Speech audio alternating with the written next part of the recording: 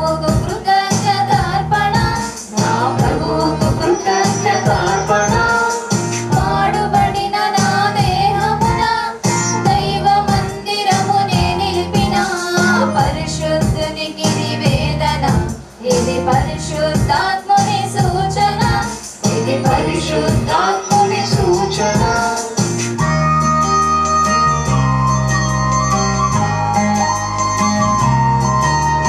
పాపమైన అపరాధమైన చచ్చి పడిన స్థితిలోన నా శాపమునే పొందిన నా ప్రభువుకు కృతజ్ఞతార్పణ.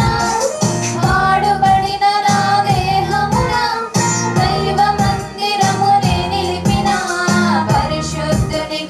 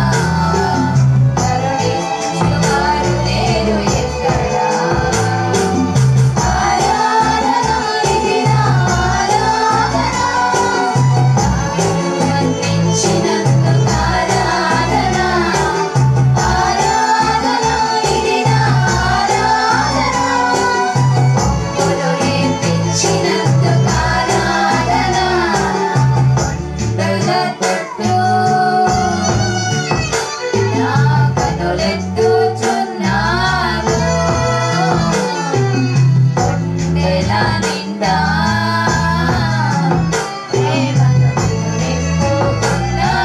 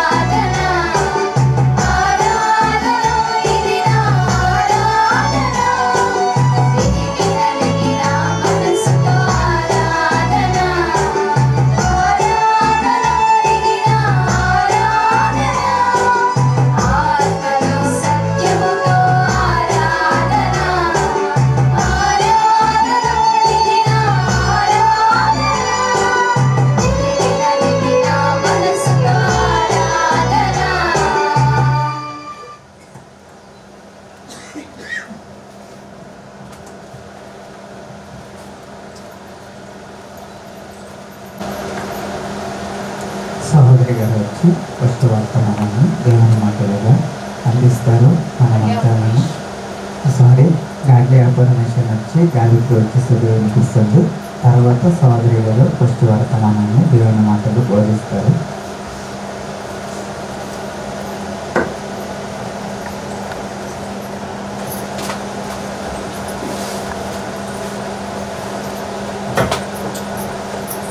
నేను దేవుని కుమారుడను, నా తండ్రి ఆత్మయున్నాడు.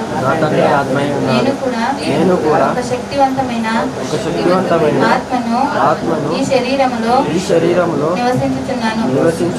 నేను పూర్ణ శాంతి గలవాడనై నా తండ్రి వలన కాపాడబడుతున్నాను.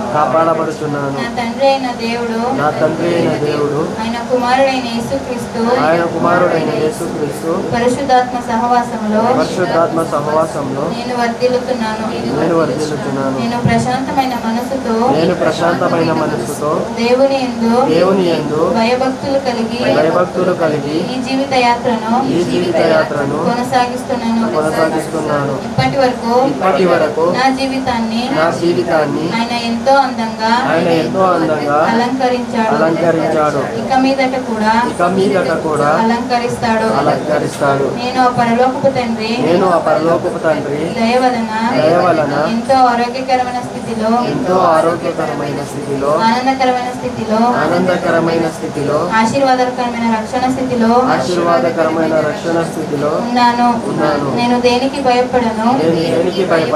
నా తండ్రి నన్ను విడువడు, ఎడబాయడు. ఆమేన్.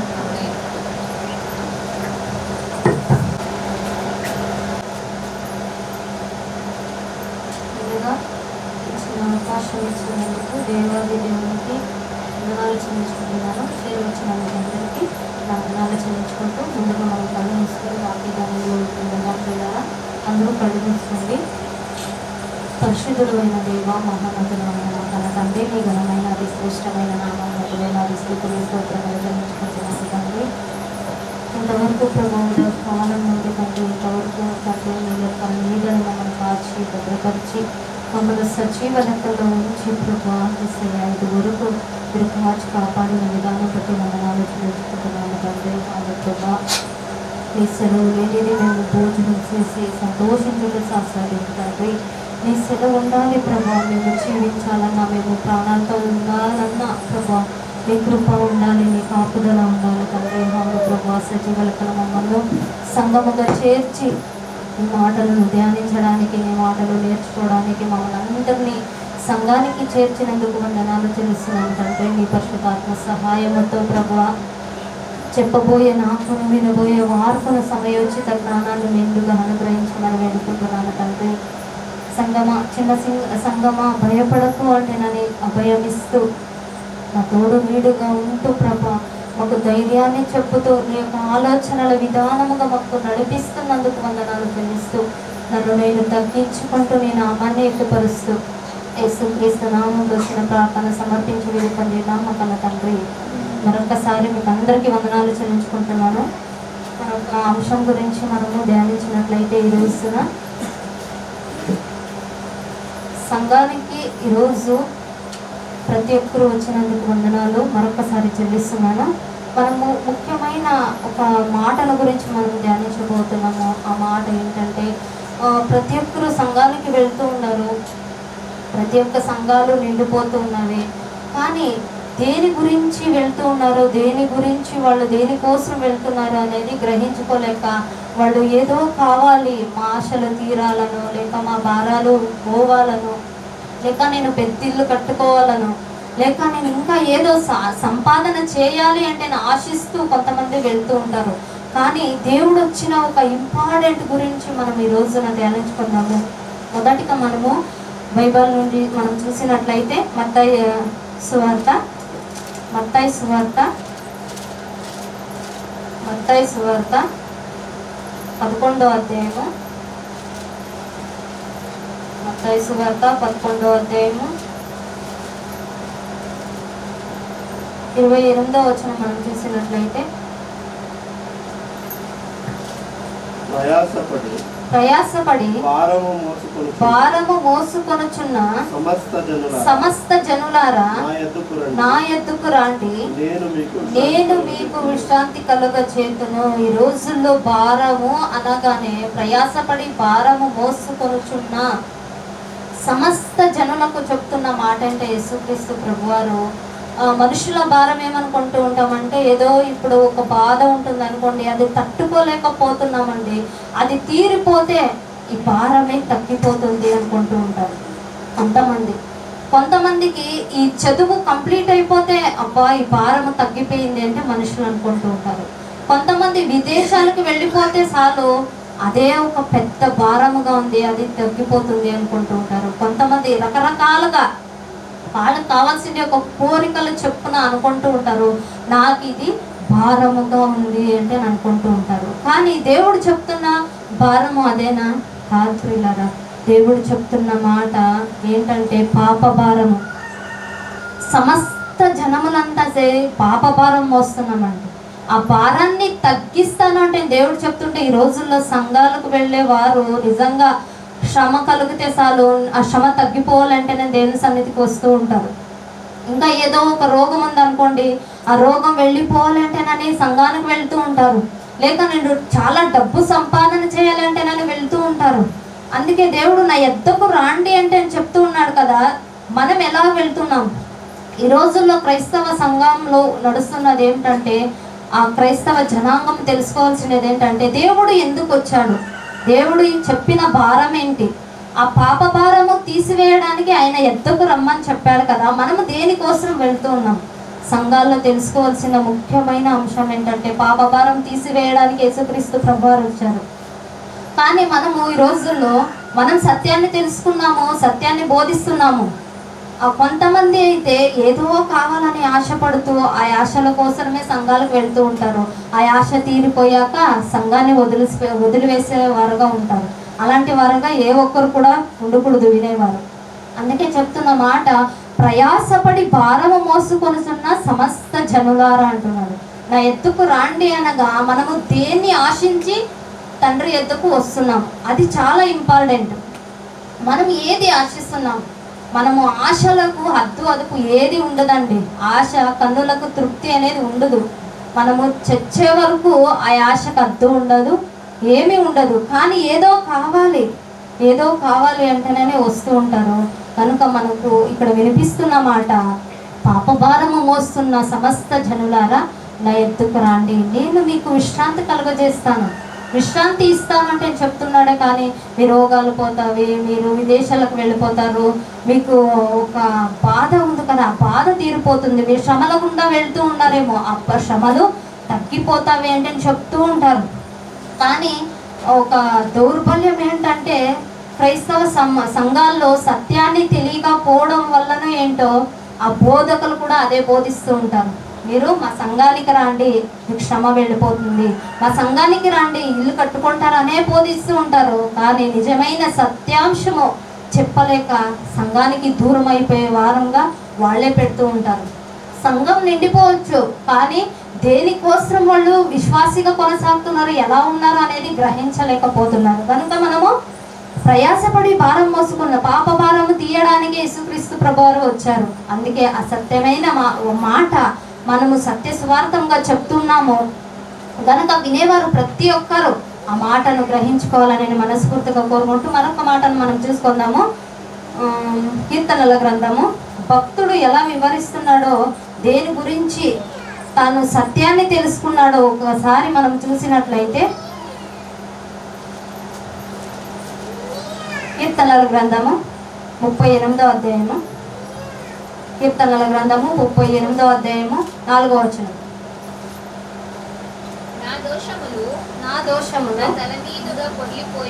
నా తల మీద పొర్లిపోయినవి, నేను మోయలేని బరువు వలె అది నా మీద మోపబడి ఉన్నది. భక్తుడు తెలుసుకున్నారండి. భక్తులు ఆనాటి కాలంలో దేవుని చూడకపోయినా దేవుని గ్రంథాన్ని, ఒక ధర్మశాస్త్రాన్ని చదువుతూ భక్తుడు తెలుసుకున్నాడు. ఈనాటి క్రైస్తవం తెలుసుకోలేదండి.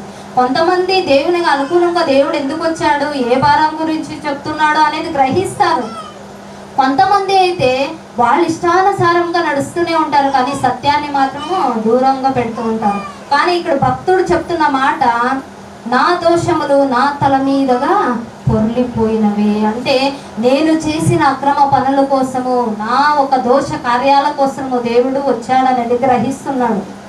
నేను మోయలేని భారం అవి అంటే చెప్తున్నాడు. ఈనాటి కాలంలో నా పాపాలు తీసివేయడానికి నేను సంఘానికి వస్తున్నాను అనేది చాలా మంది కొరువైపోయారు. అలాంటి చెప్పేవారు, నువ్వు ఎందుకే వస్తున్నావమ్మా అంటే, నాకు ఒక రోగం పోవాలని నేను వస్తున్నాను, లేక నా కూతురు బాగు కావాలని నేను వస్తున్నాను సంఘానికి అంటే నేను చెప్తూ ఉంటాను. చాలా మంది అలాగే చెప్తూ ఉంటారు. కానీ ఇక్కడ భక్తుడు తెలుసుకున్నాడు, ఈనాటి కాలంలో విశ్వాసులు తెలుసుకోవాలి, ఈ సత్యాన్ని తెలుసుకోవాలి. ఏంటంటే, నా దోషములు నా తల మీదుగా పొర్లిపోయినవి, నేను మోయలేని బరువు వలె అవి నా మీద మోపబడి ఉన్నది. మోయలేని బరువులండి. పాపభారం అంటే మనం మోయలేము, అసలు మనం తీసి వేసుకోవడానికి కూడా మన వల్ల కాదు. ఆ తండ్రి ఎద్దుకు వస్తే ఆయన వాక్యం మనం వింటూ ఉంటేనే అది వెళ్ళిపోతుంది. ఆయన భారము, ఆ పాప భారము యేసుక్రీస్తు ప్రభు వారే తీయగలడు. ఆ పాప భారము తీయడానికి యేసుక్రీస్తు ప్రభు వారు ఈ లోకానికి వచ్చాడు అనే సత్యాన్ని మనము గ్రహించుకోవాలని ఈనాటి కాలంలో క్రైస్తవులు తెలుసుకోవాలని నేను మనస్ఫూర్తిగా కోరుకుంటున్నాను. మరొకసారి మరొక మాటను మనం చూసుకున్నట్లయితే, తిమోతికి రాసిన మొదటి పత్రిక, తిమోతికి రాసిన మొదటి పత్రిక, మొదటి అధ్యాయము, తిమోతికి రాసిన మొదటి పత్రిక మొదటి అధ్యాయము 15వ వచనం ఒకసారి మనం చూసినట్లయితే, యేసుక్రీస్తు ప్రభువారు ఎందుకు వచ్చాడనే సత్యాన్ని, ఈ మాటలను గ్రహించుకోవాలని నేను మనస్ఫూర్తిగా కోరుకుంటున్నాను.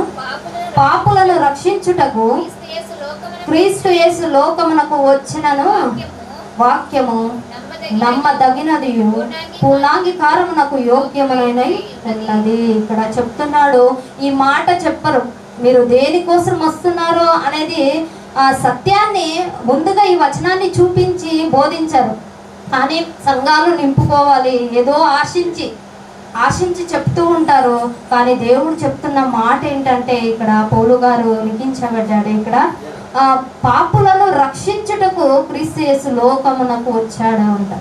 పాపులను రక్షించడానికి మాత్రమే వచ్చాడండి. లేక నీ కాళ్ళు నొప్పులో, లేక నాకు కాళ్ళు నొప్పులో తగ్గించడానికో, లేక ఇంకో ఏదన్నా చేసి పెట్టడానికో కాదండి. అవన్నీ వస్తాయి. మొదట మనము ఆయన్ని గ్రహించే వారంగా ఉండాలి. మనల్ని సృష్టించిన సృష్టికర్తలను మనము మెప్పిపెట్టే వారంగా ఉండాలి. మనం అవన్నీ ఇడిచిపెట్టి ఏది వేస్తామంటే ఎగ్జామ్ రాయకున్నప్పటికీ నేను పాస్ అయిపోవాలా, అలాగ కూడా కోరుకుంటూ ఉంటారు. సంఘాల్లో మీరు చదివే అక్కర్లేదు, పెన్నుకు ప్రార్థన చేస్తే చాలు ఆ ఎగ్జామ్ అలాగే పాస్ అయిపోతుంది అని చెప్పేవారు కూడా లేదు పిల్లల.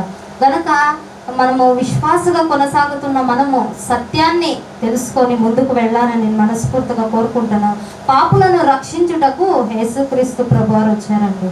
నిజంగా ఆయన ప్రేమ మనలాంటి వారి మీద చూపిస్తున్నాడంటే, ఆయన పరిశుద్ధుడు, మన పరిశుద్ధత లేదు, అయినప్పటికీ మమ్మల్ని ప్రేమిస్తున్నాడు. ఆయన రెక్కడ నీడలో ఆయన మనల్ని భద్రపరుస్తున్నాడు. ప్రతిరోజు ఆయన వాక్య ధ్యానంతో నింపుతూ ఉన్నాడు. కొంతమంది నమ్ముతారు, కొంతమంది అయితే దేవుని విడిచిపెడుతూ ఉంటారు. అలాంటి వారంగా ఏ ఒక్కరు ఉండకూడదు పిల్లారా. మనం దేనికోసం సంఘాలకు వస్తున్నామో, దేని ఆశించి వస్తున్నామో అనేది గ్రహించుకోవాలని నేను మనస్ఫూర్తిగా కోరుకుంటూ మరొక మాటను మనం చూసుకుందాము. మత్తయి సువార్త, మత్తయి గారు రాసిన సువార్త 6వ అధ్యాయము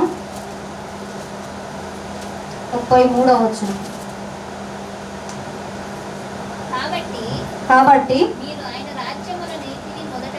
మీరు ఆయన రాజ్యమును నీతిని మొదట వెదుకుడి.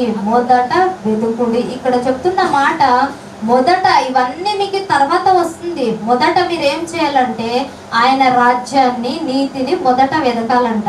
మనకు అన్నీ వస్తాయంట. మనకి ఏది కావాలో తండ్రికి తెలియదా? మన సృష్టి చేశాడు ఆయన, ఒక రాజ్యంలో మనం కూడా ఉండాలని ఆయన ప్రయాసపడాడు.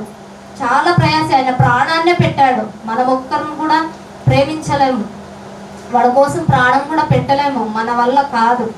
దేవుడు మనల్ని ప్రేమించాడు గనుక ఆయన మన కోసం ప్రాణం పెట్టాడు. గనుక ఆయన రాజ్యాన్ని మొదట వెదికే వారంగా ఉండాలి. కానీ ఈ లోక ఆశలు ఈరోజు ఉంటావి, రేపు ఉండవు.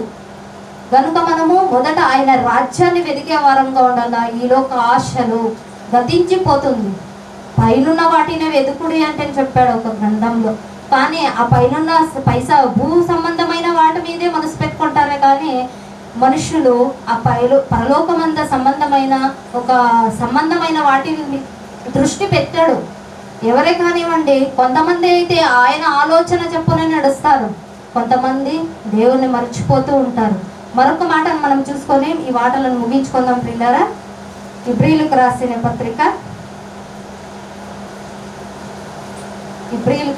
పత్రిక 4వ అధ్యాయము. ఇబ్రీయులకు రాసిన పత్రిక 4వ అధ్యాయము 12వ వచనము. ఈ మాటను మనం చూసుకొని ముగించుకుందాము. ఎందుకనగా దేవుని వాక్యము సజీవమై బలము గలదై రెండంచుల ఖడ్గము, ఎటువంటి ఖడ్గము కంటే వాడిగా ఉండి ప్రాణాత్మను కీలులను మూలుగులను విభజించునట్టు మట్టుకు దూరుచు హృదయము యొక్క తలంపులను ఆలోచనలను శోధించుచున్నది. మనకు ఆలోచన పుట్టక మునుపే, మన హృదయంలో తలంపులు పుట్టక మునుపే ఆయనకు గ్రహింపులోకి వచ్చేసింటుందండి. మనము మానవులు మాత్రమే, ఆయన సజీవమైన వాక్యమైనది. అలాంటి దేవుణ్ణి మనం నమ్ముకున్నాము. ఆసామాషి కాదు అంటే నన్ను చెప్తూ ఉంటారు. కానీ ఆయన నమ్ముకున్న మనము దేని వైపు చూస్తున్నామో, దేని ఆశించి చూస్తున్నామో అనేది మొదట గ్రహించుకోవాలి. వాక్యం ఎలాంటిదంట?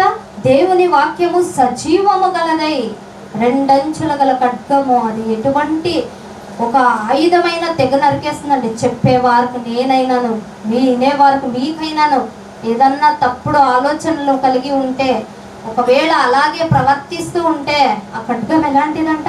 నరికి వేసే ఒక శక్తి ఆ ఖడ్గముకు ఉంది. ఆ వాక్యం అనే ఖడ్గమును మనం ప్రతిరోజు వింటున్నాం గనుక మనము గ్రహించుకోవాలి. హృదయం ఒక తలంపులను ఆలోచనలను శోధిస్తుందంటారు. మనలో వాక్యము పొడుస్తూ ఉంటుంది. ఇది నాకే నాలో ఉండే ఒక ఆలోచనలు సరిలేదు, నేను ఆలోచన చేస్తుండే విధానం సరిలేదు, అది సరి చేసుకోవాలి అని కూర్చుతుందండి మాట. మనం ఏదన్నా ఒక జారి తప్పు చేసామనుకోండి, వాక్యం వినిపించేటప్పుడు ఇది నేను సరి చేసుకోవాలి, ఈ మాట ద్వారా నేను సరైపోవాలి అంటే నన్ను చెప్తూ ఉంటుంది, పొడుస్తూ ఉంటుందండి. మన ఒక తలంపులను సరిచేసే వాక్యం అది. దేవుని వాక్యం అంటే ఇప్పాయి కత్తి. ఆ కత్తి ఎవరినైనా నరికేస్తుంది. 2 తొట్లు షార్ప్ ఉంటుందన్నమాట. నీకైనా సరే, అది నాకైనా సరే. హృదయములో తలంపు పుట్టక మునిపే అది ఆలోచనలను శోధిస్తుందంట. ఎలా శోధిస్తుందంటే, జల్లెడో వేసి, ఇప్పుడు పత్యాలు పడుతూ ఉంటాం కదండి, ఒక పత్యము అది జల్లెడలో వేసి జల్లెడ పట్టాక గట్టి గింజలన్నీ పైన ఉంటాయి, ఒక పొల్లు గింజలన్నీ గాలికి కొట్టుకొని పోయింటామండి. ఆ గట్టి గింజల వలె మనం ఉండాలి. వాక్యం వినేటప్పుడు ఇది నాకే, నేను అలా ఉన్నానేమో, నేను సరి చేసుకోవాలి మొదట అని గ్రహించుకోవాలి. అలాంటి వారంగా ప్రతి ఒక్కరు ఉండాలని దేవుడు వచ్చిండే ఒక విషయాన్ని మనము మరొకసారి ఆ మాటను మనం చూసుకొని ముగించుకుందాం ప్రియులారా. మత్తయి సువార్త 11వ అధ్యాయము. ఈ మాటను మనం చూసుకొని ముగించుకుందాము. మత్తయి సువార్త 11వ అధ్యాయము 28వ వచనం. మత్తయి సువార్త 11వ అధ్యాయం 28వ వచనము. ప్రయాసపడి భారము మోసుకొనుచున్న సమస్త జనులారా, నా యొద్దకు రండి, నేను మీకు విశ్రాంతి కలుగజేస్తున్నాను అంటే చెప్తున్నాడు. ప్రయాసపడి పాప భారము మోసుకొనుచున్న సమస్త జనులారా, నా ఎత్తుకు రండి. మీరు ఏదో ఆశలు పెట్టుకొని రాకండి. నా సంఘానికి వస్తున్నారు, ఏది ఆశించకండి, మీకు అన్నీ ఇస్తాను, మొదట నా రాజ్యాన్ని, నా నీతిని వెతకండి అని చెప్తూ ఈ యొక్క మాటలు మనము హృదయంలో ఆలోచన చేసి మనం ధ్యానించే వారంగా ఉండాలని నేను మనస్ఫూర్తిగా కోరుకుంటూ ఈ మాటలు నేను ముగిస్తున్నాను. మనం కళ్ళు మూసుకొని ప్రార్థన చేసుకుందాం ప్రియులారా. పరిశుద్ధుడు అయిన దేవ, మహోన్నతుడు అయిన మా దేవ, ఈ ఘనమైన నామానికి, అతి శ్రేష్టమైన నామానికి వేలాది స్తుతులు స్తోత్రం చెల్లిస్తున్నాను తండ్రి. ఇంతవరకు ప్రభా నీ విలువైన మాటల ద్వారా నాకు వినిపించినందుకు వందనాలు స్తోత్రములు చెల్లిస్తున్నాను తండ్రి. ఏదన్నా తప్పుగా ప్రవర్తించింటే ఇంతవరకు ప్రభా మమ్మల్ని క్షమించండి. ఇంకా తండ్రి మేము ఏ పాపపు పనుల్లో మేము పాలివారము తీసుకోక తండ్రి నీకు మెప్పు తెచ్చే వారముగా తండ్రి మేము గ్రహించుకొని ఆ పాప భారాన్ని తీసివేయడానికి ఈ లోకానికి వచ్చామనే నమ్మదనిగిన ఒక సత్యాన్ని తండ్రి మేము బోధించడానికి సహాయము చేయని తండ్రి వినిన వాక్యము దుష్టుడికి అవకాశం ఇవ్వకున్నట్లుగా తండ్రి నీ యొక్క జ్ఞానాన్ని మేము సంపాదన చేసుకుంటూ నీ యొక్క జ్ఞానముతో ఈ లోకంలో బ్రతకడానికి సహాయము చేయమని నన్ను నేను తగ్గించుకుంటూ నీ నామాన్ని ఎక్కుపరుస్తూ యేసుక్రీస్తు నామంలో వచ్చిన ప్రార్థన సమర్పించి వెళ్ళిపోంది మా కన్న తండ్రి ఆమేన్. అందరికీ నా వందనాలు చెల్లించుకుంటున్నాను అండి. Thank you.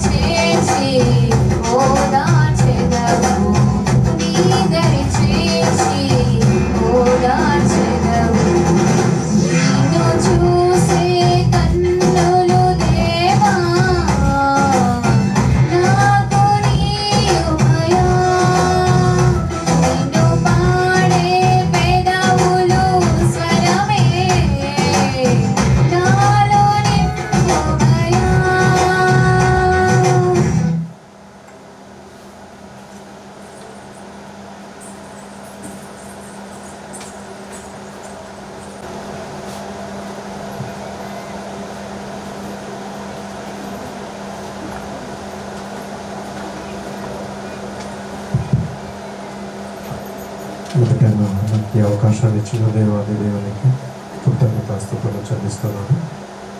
చేరొచ్చిన మీ అందరికీ కూడా అనేటువంటి వందనాలను చెల్లిస్తున్నాను.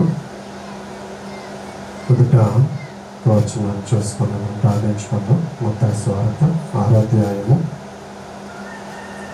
మత్తయి సువార్త 6వ అధ్యాయము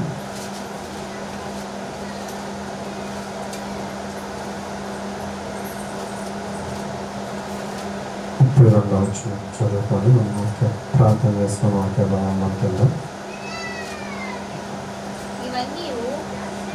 ఇవన్నీ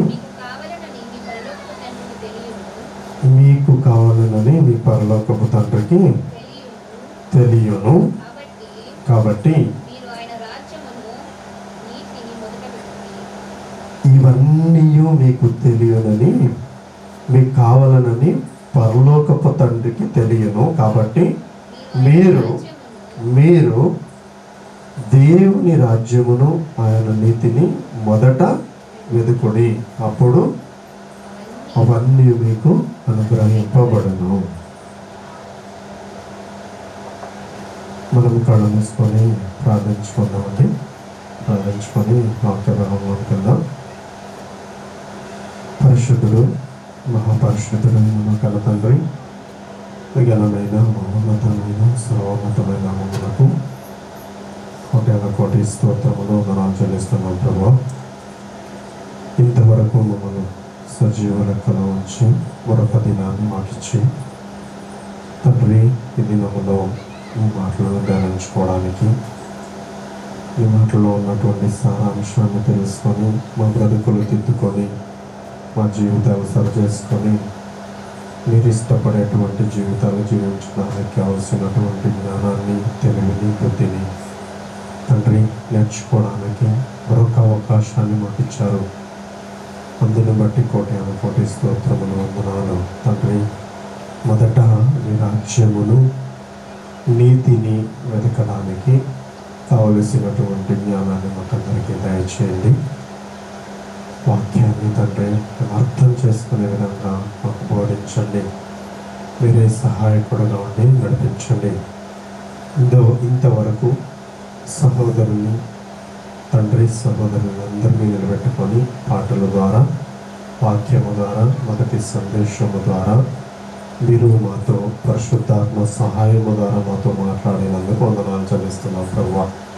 నీ చిత్తమే నెరవేర్చుకోమని, నీ నామానికి మహిమ తెచ్చుకోమని, మమ్మల్ని వాక్యానికి సజీవ యాగముగా సమర్పించుకుంటూ సమస్త మహిమ, ఘనత, ప్రభావములన్నీ మీరు ఒక్కరికే చెల్లిస్తూ నీకు లోబడేవారుగా మమ్మల్ని అందరినీ మార్చుకోమని, వినేవారికి కావాల్సినటువంటి జ్ఞానాన్ని బోధించే నాకును నీ పరిశుద్ధాత్మ సహాయము ద్వారా నడిపించి నీ నామానికి మాత్రం మహిమ తెచ్చుకోమని శయాన్ని అతి పరిశుద్ధమైన నామమున చిన్న ప్రార్థన సమర్పించుకొనిచున్నాం మా కన్న తండ్రి.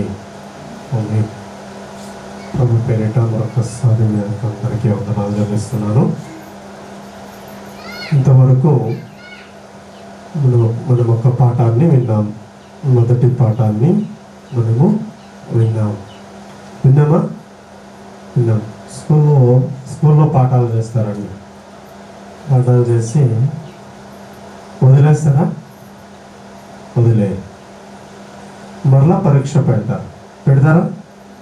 పెడతారా లేదా? పెడతారు. ఒక రోజు వస్తుంది, పరీక్ష పెడతారు. ఆ పరీక్షలో ఏం చేయాలి? పాఠాన్ని వినిన దాన్ని ఏం చేయాలి? క్వశ్చన్కి ఆన్సర్ రాయాలి. అప్పుడు రాసేటప్పుడు టెక్స్ట్ బుక్ ఉంటుందా చూసుకొని రాయడానికి? ఎగ్జామ్లో రాయడానికి టెక్స్ట్ బుక్ ఉంటుందా? ఉండదు. టెక్స్ట్ బుక్ సైడ్ పెట్టి ఎగ్జామ్ రాయాలి. అప్పుడు పర్ఫెక్ట్గా రాసిన వాళ్ళు ఏమవుతారండి? పాస్ అవుతారు. పాఠాలు చెప్పినప్పుడు శ్రద్ధగా వినకుండా ఎక్కడెక్కడో ఉండి ఎగ్జామ్లో కూర్చొని పెన్ తీసుకొని తలకిలా పొడుచుకొని తలకిలా కొట్టుకొని ఆలోచించే సహాయం చేయబడు వాని దేవుని కూడా అడిగి చేస్తాడా? అవుతుందా? రాయగలమా? రాయలేము. మరి ఎప్పుడు రాస్తాం? పాఠము చెప్పేటప్పుడు శ్రద్ధగా విని శ్రద్ధగా మరలా పోయి ఇంట్లో కూర్చొని దాన్ని తిరిగేసి దాన్ని మరలా ధ్యానించి, దాన్ని దేవుడు ఏమన్నాడు? ధ్యానించమన్నాడు. దాన్ని మరలా ధ్యానించి మరలా జ్ఞాపకం తెచ్చుకొని క్వశ్చన్కి ఏం ఆన్సర్, ఈ క్వశ్చన్కి ఏం ఆన్సర్ అని మరలా మైండ్లో పెట్టుకొని అలాగే పెట్టుకుంటూ స్టడీ అంతా అయిపోయాక మరలా పోయి ఎగ్జామ్లో కూర్చుంటే అప్పుడు ఎలా ఉంటుందండి? అలా చేసిన వాళ్ళు ఎక్కడికి ఎక్కారు? ఈ రోజుల్లో పేపర్లకు ఎక్కారా? టీవీలో కూడా కనబడుతున్నారా? ఎవరు వాళ్ళంతా? ర్యాంకులు తెచ్చుకున్నవారు. ఎవరు వాళ్ళంతా? ర్యాంకులు తెచ్చుకున్నవారు. వాళ్ళు చేసిన పని ఏంటి? స్కూల్కి పోయినప్పుడు అంతా చేసిన పని ఏంటి? వాళ్ళు చేసిన పని ఏంటి? ఇప్పుడైతే వాళ్ళని అందరూ ప్రోత్సహిస్తూ ఉంటారు. వెరీ గుడ్ అంటారు. తల్లిదండ్రులు ప్రేమిస్తారు, ఇతరులు ప్రేమిస్తారు, ఫ్రెండ్స్ ప్రేమిస్తారు, చాలా అభిమానిస్తారు. మా స్కూల్ పంపి మా కాలేజ్ పంపి అంటూ కూడా కాలేజీ వాళ్ళు కూడా ఫోన్ చేస్తూ ఉంటారు. ఎందుకు ఇలాంటి డిమాండ్ వచ్చింది వాళ్ళకి? ఎందుకు వచ్చిందండి? చెప్పగలరా? ఎందుకు వచ్చింది? స్కూల్కి వెళ్ళినప్పుడు శ్రద్ధగా కూర్చొని బాగా విని దాన్ని మైండ్లో పెట్టుకొని దాన్ని ధ్యానించి మరలా వెళ్ళి రాసినందుకు వాళ్ళకంతా వాల్యూ వచ్చింది. మరి మనకుండరా ఎగ్జామ్? ఉంటుందా లేదా? ఖచ్చితంగా ఉంటుంది. మనం పాస్ కావాలంటే ఏం చేయాలి? శ్రద్ధగా వినాలి, మరలా దాన్ని ధ్యానించాలి, అలాగే పాటించాలి. ఎగ్జామ్ మనం ఇప్పుడే ఆ రోజే చేస్తాం. మనకి ఎగ్జామ్ ఆ రోజే వస్తుంది. డైలీ ఎగ్జామేనా? ఇంకా లాస్ట్లో ఉందా? మనకి లాస్ట్లో ఏముంది? తీర్పు ఉంది. చేసిన దానికి ఇది, చేసిన దానికి ఇది చేసిన దానికి ఇది అది తీర్పు ఉంటుంది. ఎగ్జామ్ ఎప్పుడు ఉంటుంది? ప్రతిరోజు ఉంటుంది. మనం ఇందాక ఏం నేర్చుకున్నామండి? ఇందాక పాప భారము. చాలామంది ఎందుకు వెళ్తున్నారో తెలీదు, ఎందుకు సంఘానికి వస్తున్నారో వాళ్ళు తెలీదు అని నేర్చుకున్నాం. మనమైతే ఏం నేర్చుకున్నాము? మన పాపాలని తీసివేయడానికి యేసు ప్రభు ఈ లోకానికి వచ్చాడు, అందుకే ఆయన్ని నమ్ముకున్నాము, అందుకే మేము ఆయన ఆరాధిస్తున్నాము అని తెలుసుకుంటున్నాం. అలాగే కీర్తనకారుడు ఏమన్నాడు ఒకసారి చూడండి అని చెప్పిన మాట. కీర్తనకారుడు 38వ అధ్యాయము 4వ వచనము.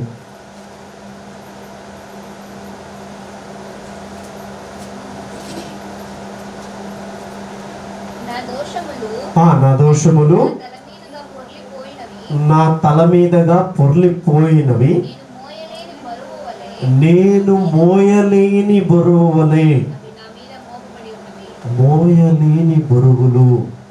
మోయలేనటువంటి బరువులు. ఏ బరువు ఇది? పాపపు బరువు. మోయలేని బరువు దేవునికి తెలుసు. అది దేవునికి తెలుసు. అందుకే మనల్ని సరి చేయాలని ఆలోచిస్తున్నాడు. అందుకే ఇబ్రియ పత్రికలో 4వ అధ్యాయము చూడండి ఒకసారి. 4వ అధ్యాయము 5వ వచనం.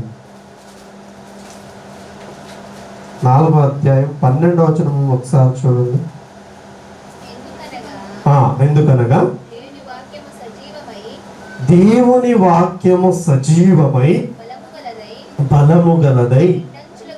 ఈ బలము మనము మోయలేనటువంటి పాప భారాన్ని నుండి విడిపించే శక్తి కలిగింది. ఎవరికుందండి ఈ భారం?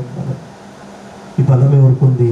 మనం మోయలేనటువంటి భారాన్ని దింపేసేటువంటి శక్తి, బలము ఎవరికుంది? దేవునికి ఉంది. అందుకే ఇబ్రియ పత్రికలో ఒక మాట మనం చూద్దామండి.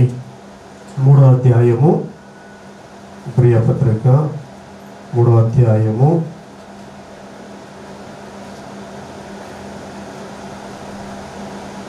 3వ అధ్యాయము 12వ వచనం.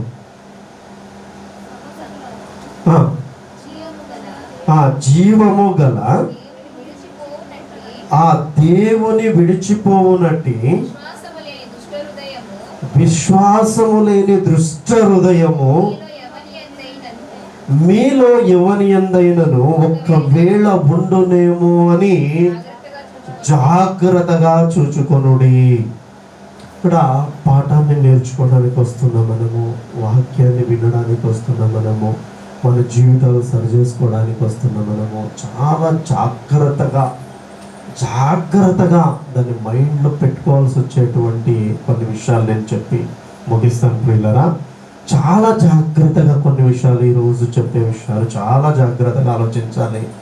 దాన్ని మనము సమర్పించుకోవాలి. వాక్యానికి సమర్పించుకుంటే ఆయన ఖచ్చితంగా మనం మోయలేనటువంటి భారాలు తీసివేయగల శక్తి కలిగిన దేవుడు.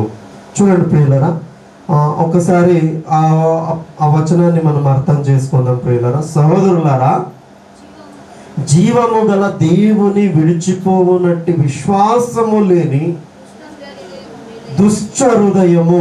విశ్వాసము లేని వారు వచ్చారా? విశ్వాసం ఉన్నవారు వచ్చారు ఇక్కడికి? అందరూ విశ్వాసం ఉన్నవారే వచ్చారు కదా. మరి మనకి ఈ మాట చెప్తున్నాడు చూడండి, ఒకవేళ ఉండునేమో. ఖచ్చితంగా ఉంటుంది. ఎందుకంటే మనము పైకి ఏదైనా కాయలు వచ్చింది అనుకోండి, హాస్పిటల్కి వెళ్తాం, నేను చేస్తాం. శరీరానికి ఏమైనా కాయలు రాని ఏం చేస్తామండి? మనము హాస్పిటల్కి వెళ్తాం. కళ్ళకి ఏదైనా రోగం వచ్చింది అనుకోండి, కళ్ళు డాక్టర్ దగ్గరికి వెళ్తాం. చెవుకి ఏదైనా ప్రాబ్లం అయిందండి, ఎక్కడికి వెళ్తాం మనము? చెవు డాక్టర్ దగ్గరికి వెళ్తాం. చేతులకి వేరే ఏమైనా ఎక్కడికి వెళ్తాం? డాక్టర్ దగ్గరికి వెళ్తాం. వెళ్ళి ఏం చేస్తాం? మనము చూపించుకొని వస్తాం. కానీ ఒక రోగం ఉందండి, అది హృదయానికి వచ్చే రోగం. అది ఎక్కడికి వెళ్ళినా అది అసలు చూసేవారు ఉండరు, దాని ట్రీట్మెంట్ ఇచ్చేవారు కూడా ఉండరు ఎక్కడైనా. నా హృదయం సరిలేదు, దాన్ని సరి చేసే డాక్టర్ ఎవరైనా ఉంటే నాకు చెప్పాలి. మీరు ఉన్నారా? ఎవరి హృదయమైనా ఎంతమంది ఉన్నాం ఇక్కడ? ఎంతమంది ఉన్నా ప్రతి ఒక్కరు హృదయాన్ని చూసే దేవుడు ఆయన. ఎవరికి ఏ కాయల ఉన్నా, ఎవరికి ఏ ప్రాబ్లం ఉన్నా, హృదయ రోగం ఉన్నా, దాన్ని స్వస్థత చేసే శక్తి కలిగిన దేవుడు. ఆయన దగ్గరికి పోతే మాత్రమే ఆ రోగం లయమైపోతుంది. మనకైతే చాలా ఎన్ని కాయలు వచ్చినా ఇక్కడ బయట చాలా మంది ఉన్నారు. కళ్ళకు ఒక డాక్టర్ ఉన్నాడు, చెవుకు ఒక డాక్టర్ ఉన్నాడు, హృదయానికి ఒక డాక్టర్ ఉన్నాడు. ప్రతి ఒక్కొక్క దానికి ఉన్నారా? ప్రతి ఒక్కొక్క దానికి ఎక్కడికి వెళ్ళినా ఎవరో ఒకరు దొరుకుతారు. ఇక్కడ దొరకలేదండి మంచాపల్లిలో, చిక్లాపురం పొమ్మంటారు. చిక్లాపురంలో దొరకలేదు, దాని డాక్టర్ ఏం చెప్తారు వాళ్ళు? బెంగళూరుకి వెళ్ళి అక్కడ ఉన్నాడు, దాన్ని ట్రీట్మెంట్ చేసేవాడు అంటారా లేదా? సరే, మరి హృదయానికి వచ్చిన రోగాన్ని తీసేవారు ఎక్కడున్నారండి? ఎక్కడున్నారు? ఎవరు? గట్టిగా చెప్పండి. దేవుడే. ఎవరు? ఏ దేవుడు? హృదయం అన్నిటికంటే. చూడండి, ఒక వాక్యాన్ని చదువుకోండి ముందు ఇక్కడ గతం. యెరెమీయా గ్రంథము 17వ అధ్యాయము 9వ వచనం ఒకటిసారి చదవండి. యెరెమీయా గ్రంథము 17వ అధ్యాయము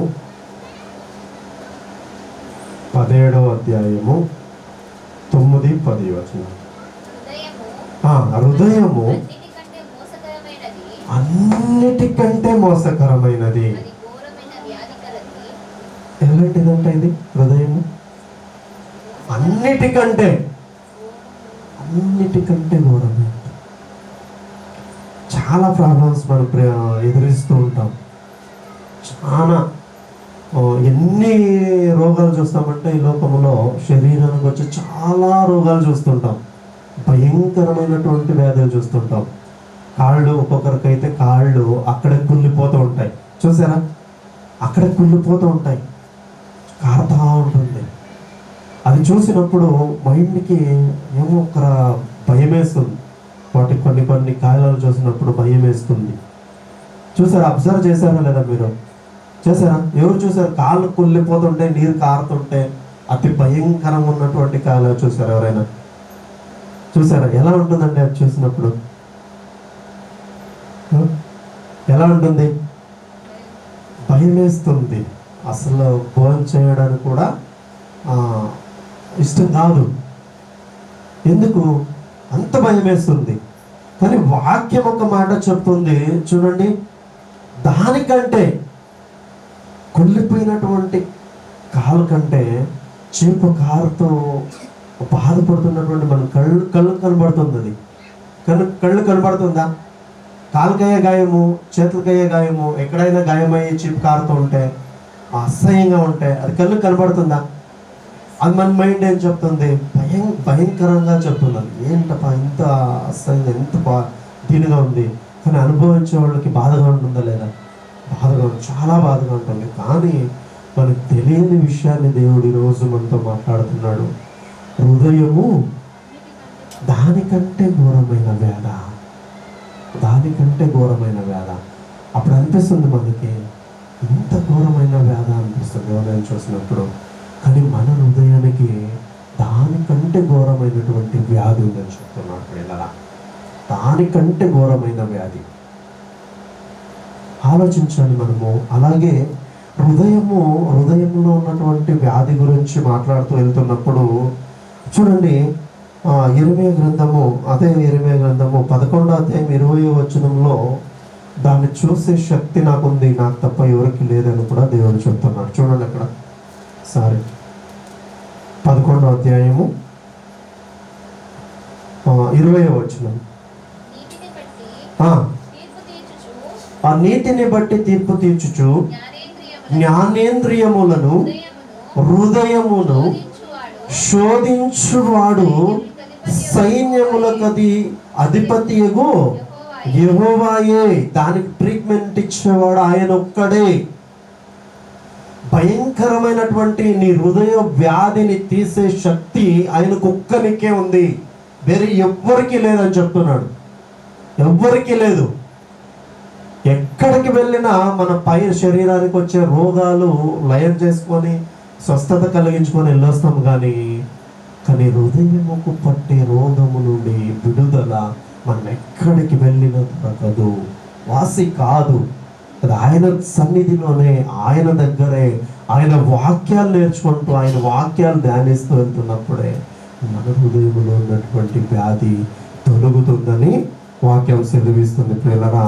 అలాగే యోబు గారు ఒకసారి, ఆ హృదయము నెరిగినటువంటి యోబు గారు ఒకసారి ఎంతగా ఆలోచిస్తాడో తన కుటుంబం పట్ల ఒకసారి చూద్దాం ప్రియులారా. కొన్ని విషయాలు చూసుకొని మనం ముగించుకుందాం. యోబు గ్రంథము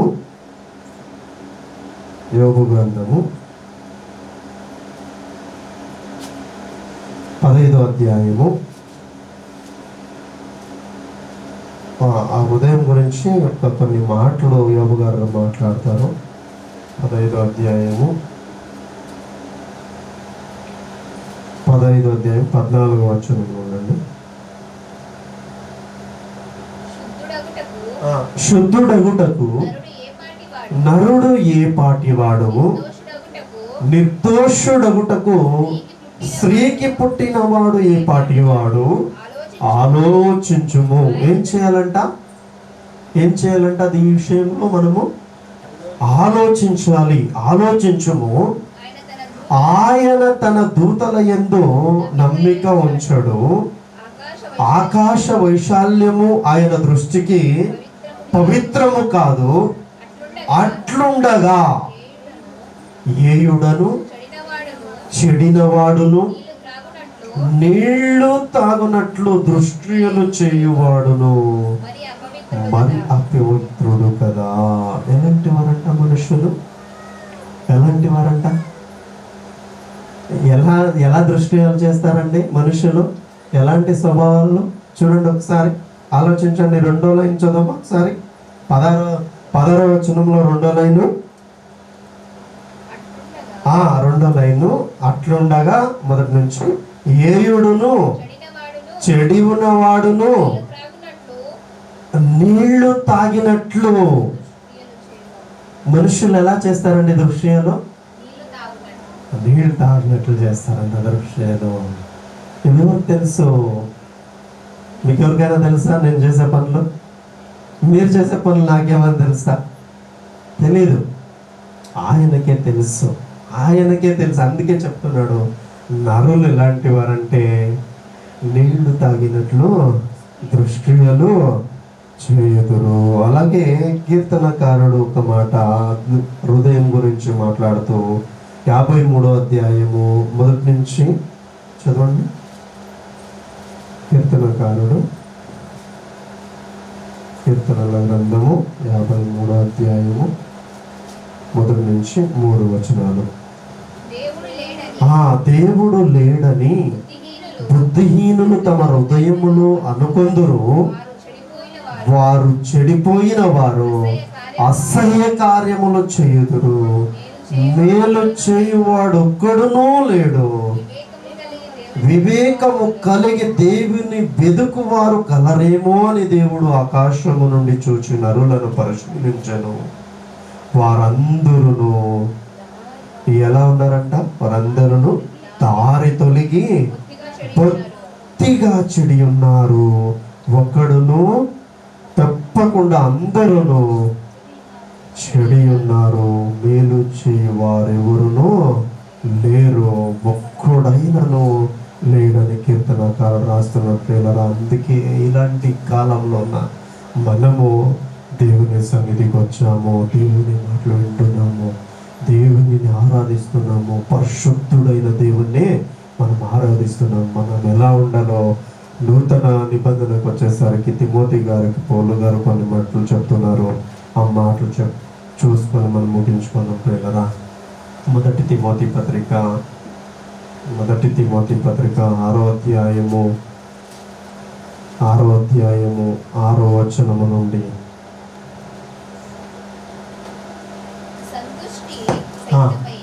సంతుష్టి సహితమైన దైవభక్తి గొప్ప లాభ సాధనమైన ఉన్నది. మనం ఈ లోకములోనికి ఏమీయో తెలియదు. మొదట మనము గ్రహించాలి. తిమోతికి చెబుతూ, తిమోతి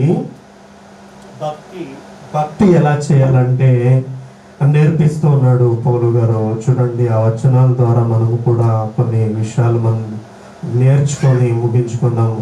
సంతుష్టి సహితమైన దైవ భక్తి ఎలాంటిదంట? గొప్ప లాభ సాధనమై ఉన్నది. భక్తి మనం ఏం చేయాలి? సాధనము చేయాలి. ప్రతిరోజు మనము సాధన చేయాలి. సాధన ఎలా చేయగలమండి? భక్తి ఎలా చేయగలం? సాధనము భక్తిని సాధనం చేయాలి అని చెప్తున్నాడు పౌలు గారు తిమోతికి. ఎలా చేయగలం భక్తిని సాధనం? చెప్పండి కానీ ఎవరైనా ఒకరు ఎలా చేయొచ్చు? ఎలా చేయొచ్చండి భక్తి సాధనం? ఎలా చేయొచ్చు? క్వశ్చన్ ఇక్కడే పాఠము, ఇక్కడే క్వశ్చన్.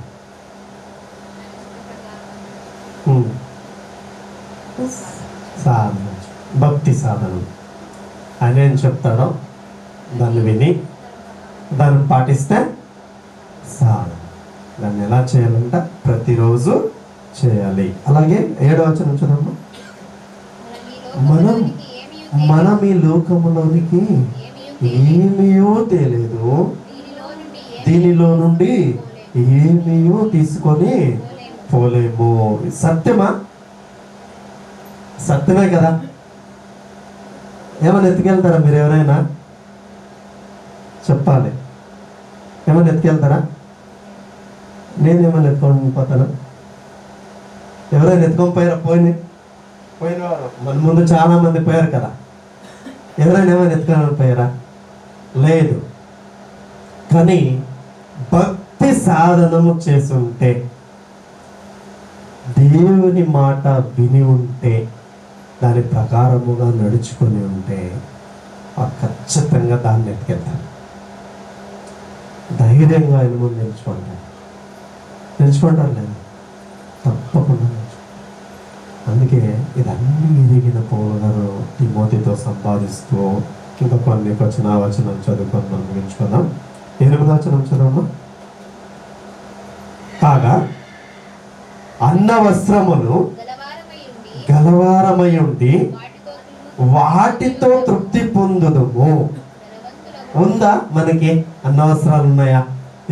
లేదు అన్నవారు ఎవరైనా ఉన్నారా? అన్నవసరాలు నాకు లేదండి. అందరికీ ఉంది కదా. అందుకే మనం ఏం చేయాలంటే తృప్తిగా ఉండాలి. ఏం చేయాలి? తృప్తిగా ఉండాలి. అలాగే ముందుకు 9వ వచనము, ధనవంతులగుటకు అపేక్షించువారు. చూడండి, ఇక్కడ పడిపోతారండి చాలా మంది ఇక్కడ పడిపోతారు. పడిపోయిన వారిని చూస్తున్నామా లేదా? చూస్తున్నాం. అర్థమైందా ఈ వచనము? చదవండి అందరూ ఒకసారి చదవండి. ధనవంతులగుటకు అపేక్షించువారు శోధనలోను గురిలోను అవివేక యుక్తములను హానికరములునైనా అనేక దురాశలోను పడుదురు. ఎవరు పడిపోతారండి త్వరగా? ధనవంతులు కావాలని అపేక్షించేవారు. ధనవంతులని కావాలి డబ్బు, ఇంకా కావాలి, ఇంకా కావాలి, ఇంకా ఎక్కువ కావాలి, ఎక్కువైతూ ఏమైపోతారండి? దేవునికి అవిధేయులైతారు. ఖచ్చితంగా ధనాపేక్ష సమస్త కీడుకు మూలమని రాయబడింది. అలాగే చదువుతూ మనం ఇంకొక వచనాన్ని చదువుకొని ముగించుకుందామండి. 14వ వచనం చదవమా. మన ప్రభువు అయిన యేసుక్రీస్తు ప్రత్యక్షమగు వరకు ఎంతవరకు ఉండాలండి? నిష్కళంకముగా యేసుక్రీస్తు ప్రత్యక్షమగు వరకు. ఎప్పుడైతే ఉందండి యేసుక్రీస్తు ప్రత్యక్షత? ఎప్పుడైతాడు? రేపు అయిపోతుందా? ఈరోజు అయిపోతుందా? అయిపోతుందండి. వచ్చేస్తాడు యేసు ప్రభు. ప్రత్యక్షత అంటే ఏంటి? యేసు ప్రభు ప్రత్యక్షమయ్యే వరకు అని రాయబడింది. యేసు ప్రభు ఆకాశానికి వచ్చి సంఘాన్ని ఎత్తుకొని వెళ్తానన్నాడు. అన్నాడా లేదా? అన్నాడు. అదే ప్రత్యక్షత. అంతవరకు మన ప్రభు అయిన యేసుక్రీస్తు ప్రత్యక్షమగు వరకు నువ్వు ఎలా ఉండాలంటే తిమోతి, ఎలా ఉండాలంట? ఎలా ఉండాలని చెప్తున్నాడు? నిష్కళంకముగాను, కళంకము లేని వాడుగాను, అనింద్యముగాను, ఎవ్వరూ నిన్ను నిందించేవారుగా ఉండకూడదు. తిమోతి జాగ్రత్త. ఈ ఆజ్ఞలను కైగొనవలెనని నీకు ఆజ్ఞాపించుచున్నాను. ఏం చేస్తున్నాడు? ఆజ్ఞాపించుచున్నాడు. తిమోతికి మాత్రమేనా ఇది? తిమోతికి మాత్రమేనా? మనకు కూడాను? మనకు కూడా ఆయన ఆజ్ఞలు చాలా అవసరము. వింటున్న మాట మనం అర్థం చేసుకోవడం అవసరము. దాని ప్రకారం ప్రతిరోజు ఎగ్జామ్ రాసినట్టు రావడం అవసరము. దాంట్లో పాస్ అవ్వడం కూడా అవసరమే. పాస్ అయిన వారు ఎంత సంతోషిస్తున్నారో చూస్తున్నామా లేదా? కానీ ఫెయిల్ అయిన వారు చాలా బాధపడుతుంటారు. వాళ్ళకు ఉన్నటువంటి బాధ చాలా బాధ ఉంటుంది. కానీ అయిపోయాక ఏమైనా ప్రయోజనం ఉంటుందా? ఏమి ఉండదు. ఎంత బాధపడినా ఏం ప్రయోజనం ఉండదు. మరలా వస్తాయి ఆ రోజులు. కానీ ఇక్కడైతే కొన్ని రోజులు ఇంట్లో చదువుకొని మరలా ఎగ్జామ్ ఉంది. ఇక్కడ ఎగ్జామ్ గురించి ఆలోచిస్తే మరలా ఎగ్జామ్ ఉంది, చదువుకొని పాస్ చేసుకోవచ్చు.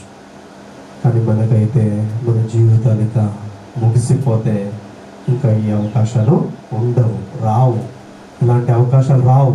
మరలా కూర్చొని చర్చిలోకి వెళ్ళి వాక్యాలు విని నేర్చుకొని దాన్ని పాటిస్తాను ప్రభువా, అలాగే నడుచుకుంటాం ప్రభువా, బయటికి వెళ్ళి అంటే అవి మరలా రావు. అందుకే దీపం ఉండగానే ఏం చేయాలి? చక్క పెట్టుకోవాలి. ప్రాణాలతో ఉండగానే వాక్యం వింటున్నాం కాబట్టి విని దాని ప్రకారంగా నడిచేవారుగా మనం ఇప్పుడు ఉండాలి. ఉంటే ఆయనకి సంతోషము, ఉండేవారుగా, వినేవారుగా, అలా నడిచేవారుగా ఉండాలని నేను కూడా మనస్ఫూర్తిగా కోరుకుంటాను. నా మాటలు ముగిస్తున్నాను. కళ్ళు మూసుకొని ప్రార్థించుకోవాలి. పరిశుద్ధుడు, మహాపరిశుద్ధుడు అని మగ తండ్రి, ఈ ఘనమైన మహోన్నతమైన సర్వోన్నతమైన కోటి స్తోత్రములు మనం చెల్లిస్తున్నాం ప్రభా.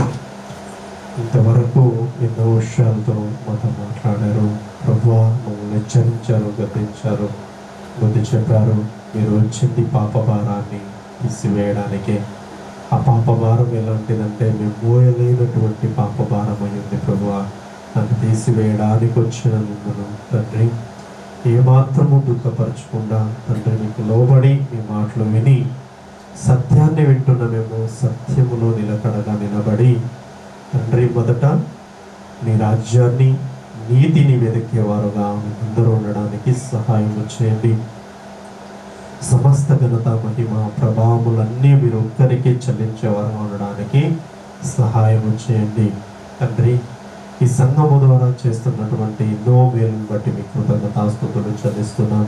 మా జీవితాలు వెలిగిస్తున్నారు, మమ్మల్ని రక్షిస్తున్నారు, కాపాడుతున్నారు. సంఘము ద్వారా మమ్మల్ని బలపరుస్తున్నారు తండ్రి. నీ యందు స్థిరపరుస్తున్నారు. నాయన నిలకడగా ఉండేవారుగా మమ్మల్ని అందరినీ మార్చండి. నీ మాట విని దాని ప్రకారముగా నడిచేవారుగా మమ్మల్ని అందరినీ మార్చండి. ప్రతి విషయంలో జాగ్రత్తగా ఉండేవారుగా మమ్మల్ని మార్చండి. దుష్టుని అగ్నిబాణాలను తప్పించుకునేవారుగా ఉండడానికి మాకందరికీ సహాయము చేయండి. సమస్త విషయములో మీకు మహిమ తెచ్చేవారుగా ఉండడానికి సహాయము చేయండి. ఈ లోకములో ఎన్నో విషయాలు చూస్తుంటాం, ఎన్నో పాప కృత్యాలు చూస్తున్నాం. ఏయమైన కార్యాలు మా చుట్టుపక్కల జరుగుతున్నటువంటి సందర్భాలు మాకు కనిపిస్తున్నాయి తండ్రి. వాటిలో ఏ ఒక్కటిలో కూడా మేము పడిపోకుండా మమ్మల్ని మేము జాగ్రత్తగా కాపాడుకోవడానికి సహాయము చేయండి తండ్రి. మీరు ఇష్టపడే జీవితాలు మాకు అందరికీ దయచేయమని తండ్రి, మిమ్మల్ని మహిమపరిచేవారుగా ఎల్లప్పుడూ జీవించేవారుగా మమ్మల్ని అందరినీ మార్చమని ఘనత, మహిమ, ప్రభావములన్నీ మీరు ఒక్కరికే చెల్లిస్తూ ఈ అవకాశాన్ని ఇచ్చినందుకు మరొకసారి మీకు కృతజ్ఞతాస్తుతులు చెల్లిస్తూ నన్ను నేను తగ్గించుకొని నామను ఎక్కువపరుస్తూ విషయాన్ని అతి పరిశుద్ధమైన నామమున ఇచ్చిన ప్రార్థన సమర్పించుకొనిచున్నాను మా కన్న తండ్రి. ఆమేన్. ప్రభు పేరిట వచ్చిన మీ అందరికీ మరొకసారి వందనాలు చెల్లిస్తున్నాను. ఒక విషయం గురించి నేను ప్రార్థన చేయాలనుకొని వచ్చాను.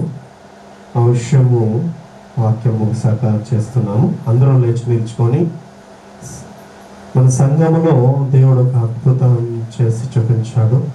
పాపను బ్రతికించి మన మధ్యన ఉంచాడు.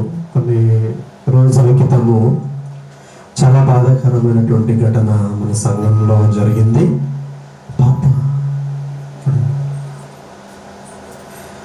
ఈరోజు మనం ఈ రీతిగా ప్రశాంతంగా కూర్చొని వాక్యం వింటున్నామంటే ఆయన కనికరమే.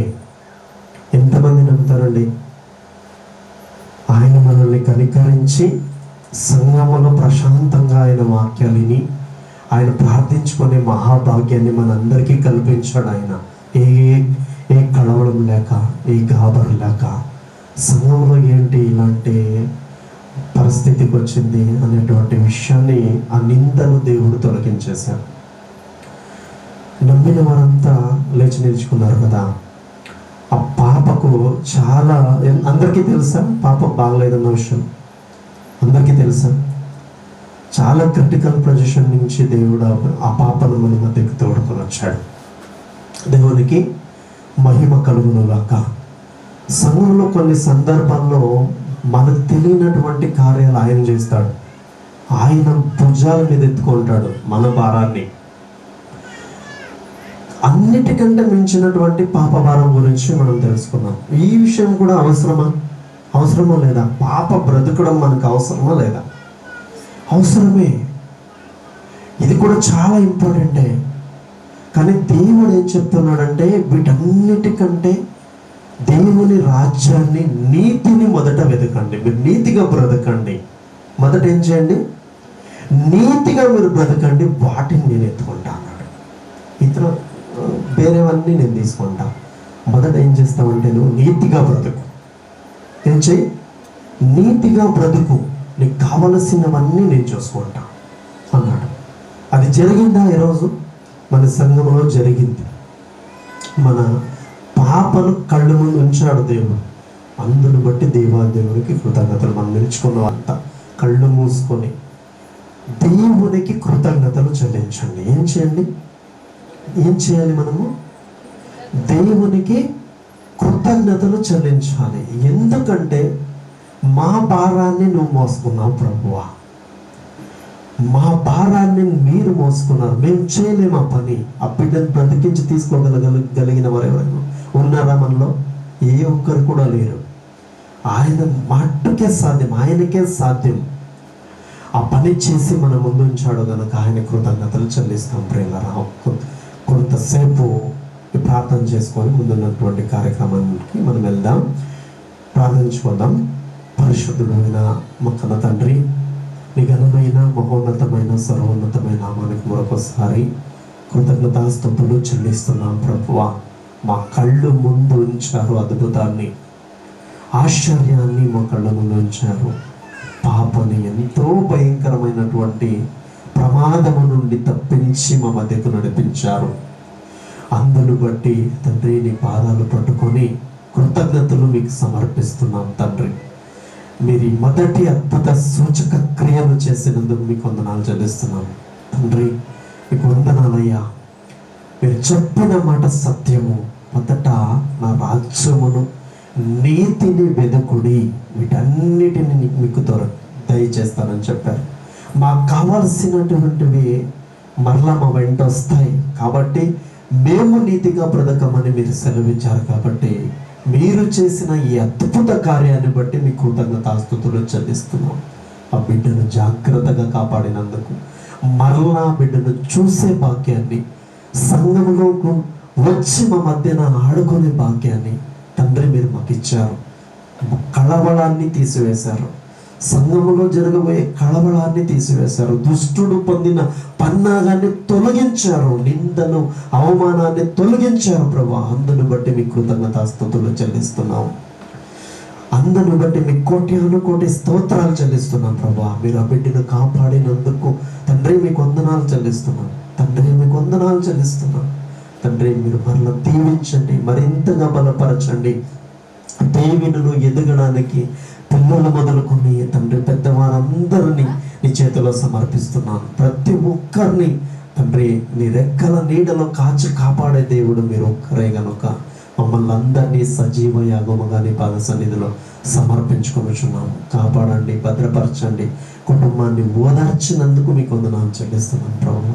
మమ్మల్ని అందరినీ మరొకసారి నీ పాద సన్నిధిలోనికి సమర్పించుకుంటూ మమ్మల్ని మీరే కాపాడతారు కనుక మొదట నీ నీతిని, రాజ్యాన్ని వెతికేవారుగా మమ్మల్ని అందరినీ మార్చమని ఘనత, మహిమ, ప్రభావములన్నీ మీరు ఒక్కరికే చెల్లిస్తూ మమ్మల్ని మేము తగ్గించుకొని నీ నామమును ఎక్కువపరుస్తూ అతి పరిశుద్ధమైన నామమున ఇచ్చిన ప్రార్థన సమర్పించుకొని వేడుకొని పొందున్నామని నమ్ముచున్నాము మా కన్న తండ్రి. ఆమేన్.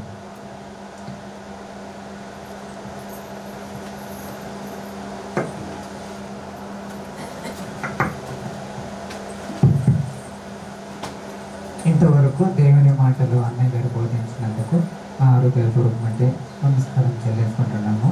అదేవిధంగా గాయత్రి వచ్చి కొరింథీయులకు రాసిన మొదటి పత్రిక 11వ అధ్యాయం చదివినిపిస్తుంది. ఆ తర్వాత రెట్టి కొగురు, దాస్యరసం కొగురు ప్రార్థించండి.